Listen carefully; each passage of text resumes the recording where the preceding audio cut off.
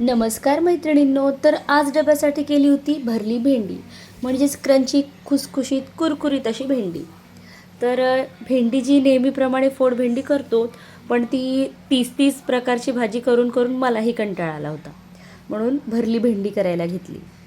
आणि भेंडीचे असे जे ते धुवून स्वच्छ बारीक असे थोडेसे मोठे मोठेसे काप करून घेतले. त्यासोबत लसूण सोलून घेतला.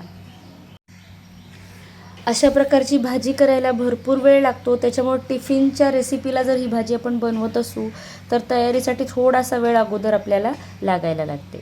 तर शेंगदाणे भाजून गार केलेत. त्यानंतर आपल्याला लागणारे मसाले घेतलेत.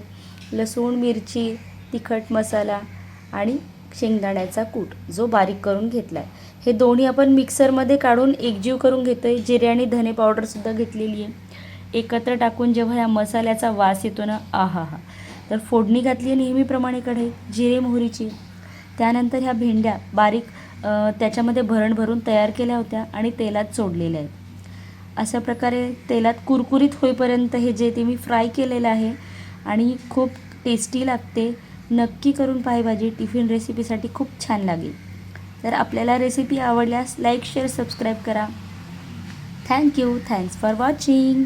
Bye bye.